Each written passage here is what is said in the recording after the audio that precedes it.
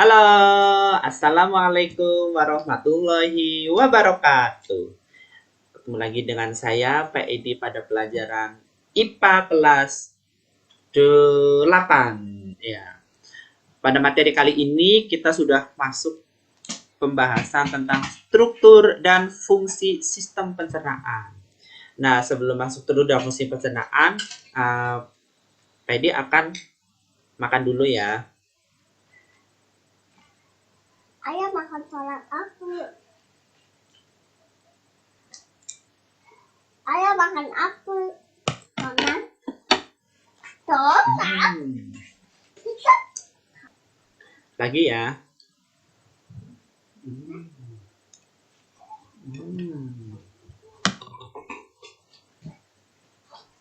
Ya, Pak Edi mohon maaf ya, sebelum memulai pelajaran Pak Edi makan dulu. Tapi ini ada kaitannya dengan materi yang akan kita bahas. Tadi pertama pas Pak Edi mengambil donat, memasukkan makanan ke dalam mulut. Nah, mulut merupakan organ pertama pada sebuah sistem pencernaan. Itu namanya apa? Ingesti. Ingesti, proses atau memasukkan makanan ke dalam mulut. Lalu, nah, makanan di dalam mulut itu dikunyah. Nah, dikunyahkan. Nah, proses pencernaan atau pemecahan makanan. Tadi Pak Edi makan donat. Donatnya kan dikunyah. Dikunyah, dicerna oleh gigi. Nah, prosesnya ini tuh disebut sebagai digesti. Kemudian, alhamdulillah, makanan sudah masuk. Nah, kemudian pada proses di sini ya, itu setelah masuk ke dalam tubuh itu ada nutrisi. Nutrisi yang masuk ke dalam tubuh itu nanti akan diserap oleh sel-sel tubuh. Nah, itu namanya proses absorpsi. Dan proses selanjutnya yaitu setelah nutrisi diserap oleh sel-sel, nah nutrisinya ya, misalnya tadi donat. Donat di situ ada keju, ada rotinya, terus ada selainya. Misalnya rotinya itu banyak mengandung karbohidrat. Kejunya misalnya mengandung lemak. Nah, ketika masuk atau diserap oleh sel-sel dalam tubuh, itu akan dimanfaatkan. Nah, karbohidratnya ya dimanfaatkan sebagai sumber energi. Terus lemaknya juga dimanfaatkan untuk yang lain. Nah, proses ini namanya asimilasi, yaitu pemanfaatan nutrisi yang telah diserap oleh sel-sel tubuh. Dan yang terakhir atau yang kelima itu namanya proses defekasi. Defekasi sih apa?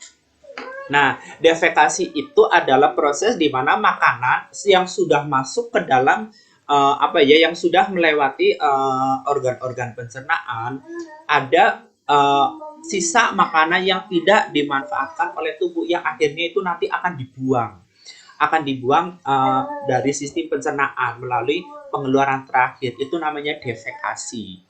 Ya, jadi itulah tadi untuk proses tentang makanan masuk ke dalam sebuah pencernaan manusia. Ingesti, digesti, absorpsi, asimilasi, dan defekasi. Selanjutnya, nah, dari yang tadi sudah saya jelaskan, sistem pencernaan manusia itu sebenarnya dibagi menjadi dua. Nah, sistem pencernaan itu ada dua. Yang pertama yaitu saluran pencernaan, yang kedua itu kelenjar pencernaan. Nah, apa sih bedanya saluran pencernaan dan kelenjar pencernaan?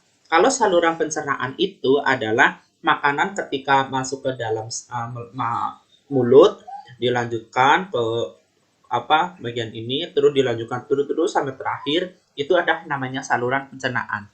Nah, selama proses melewati saluran-saluran pencernaan ini, itu ada kelenjar pencernaan yang membantu makanan untuk menjadi lebih bermanfaat.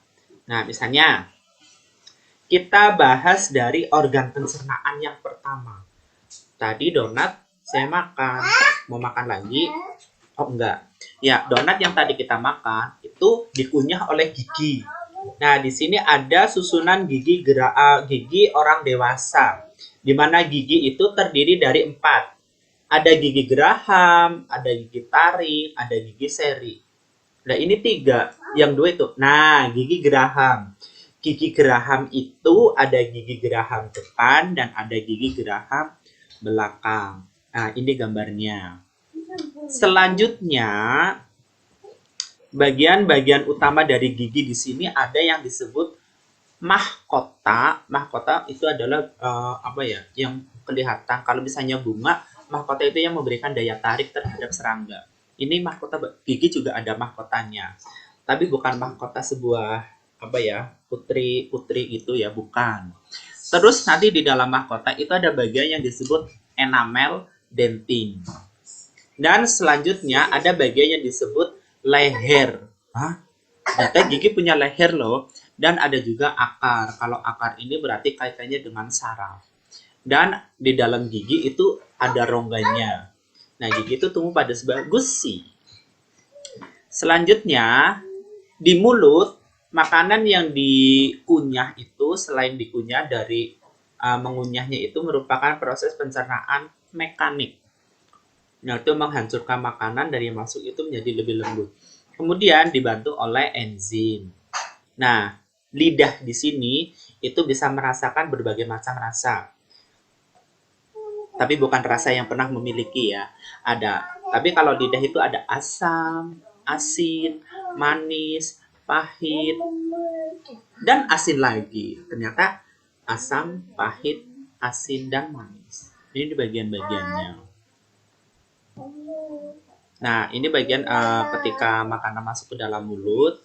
Di dalam mulut itu ada bagian yang disebut kelenjar ludah, sublingualis, terus ada langit-langit keras, ada lidah, ada langit-langit lunak, ada kelenjar ludah submandibularis, terus ada kelenjar ludah parotis. Lalu makanan itu akan masuk melewati saluran yang disebut kerongkongan. Dan di kerongkongan itu, nah tadi kan makanan kan sudah dicerna, sudah halus. Sudah halus yang nanti akan diteruskan. Nah, makanan yang sudah halus ini ya disebut bolus. Dan sebelum masuk ke melewati kerongkongan itu ada di belakang kerongkongan itu ada yang disebut faring. Atau maaf, di belakang mulut itu ada yang disebut faring. Kemudian pada pangkal faring itu, di pangkal faringnya itu kaitannya dengan laring itu ada hubungan dengan pernafasan yang disebut epiglottis. Nah, makanan yang melewati kerongkongan ini itu bergerak dengan cara peristaltik, yaitu meremas, mendorong. Meremas, mendorong. Itu nanti makanan itu seperti itu gerakannya. Kemudian setelah melewati kerongkongan, itu nanti akan berlanjut ke lambung. Nah, kalau di lambung ini ya, itu kan banyak mengandung asam lambung. Terus ada juga enzim-enzim pencernaan. Misalnya ya, asam lambung di sini ya, asam klorida. Kalau asam klorida pada lambung ini nanti berperan dalam membunuh kuman. Nah, kita kan tidak tahu makanan yang kita cerna itu apakah makanan itu bersih atau higienis. Nah, bisa juga makanan itu ya kotor, mungkin karena polusi gitu kan. Makanya untuk teman-teman yang suka jajan sembarangan itu tolong diperhatikan kebersihannya. Kemudian pada lambung itu ada dua enzim, ada pepsin dan ada renin. Nah, kalau pepsin itu berfungsi untuk memecah molekul protein menjadi pepton. Sedangkan enzim renin itu berfungsi dalam mengendapkan protein kasein yang terdapat dalam susu. Nah, pencernaan di dalam lambung itu kan mengubah bolus menjadi bahan semi padat yang disebut chymus. K-I-M-U-S, chymus. Nah, selanjutnya chymus itu nanti akan ke lambung melalui otot sphincter pylorus menuju usus halus. Nah, setelah masuk ke usus halus, di sini maaf, ini usus halus maksudnya bukan usus lambung. Usus halus itu terdiri dari 3 bagian. Usus 12 jari atau duodenum, di mana di sini tuh masih terjadi pencernaan secara kimiawi. Ada usus kosong, ada jejunum, dan ada usus penyerapan. Tugasnya itu apa saja di usus halus ini? Di sini tulisannya usus lambung terdiri 3 bagian. Mohon maaf, yang benar itu usus halus. Mohon maaf, saya salah ketik. Oke, selanjutnya usus 12 jari di sini ya. itu bermuara saluran ada kantong empedu dan getah pankreas. Kalau getah empedu itu berfungsi untuk mengemulsikan lemak, dan kalau getah pankreas itu mengandung 3 enzim, amilase, lipase, dan tripsin. Kalau untuk enzim amilase itu berfungsi dalam mencerna amilum menjadi maltosa. Kalau lipase itu untuk melakukan atau mencerna lemak menjadi asam lemak dan gliserol. Sedangkan tripsin itu mencerna protein menjadi polipeptida. Nah, selain menerima getah empedu dan pankreas, bagian dari duodenum atau usus 12 jari juga mengeluarkan enzim enterokinase. Apa itu? Ya, mengubah tripsinogen menjadi tripsin. Selanjutnya, setelah mengalami pencernaan kimiawi pada duodenum itu, kimus itu masuk ke jejunum. Nah, di jejunum ini, kimus kembali dicerna menjadi struktur yang lebih halus lagi. Sehingga nutrisi yang dikandungnya itu, nutrisi dari usus kosong itu menjadi lebih lembut lagi. Tadi dari bolus menjadi kimus itu sudah lembut. Ini dilembutin lagi dari usus ini.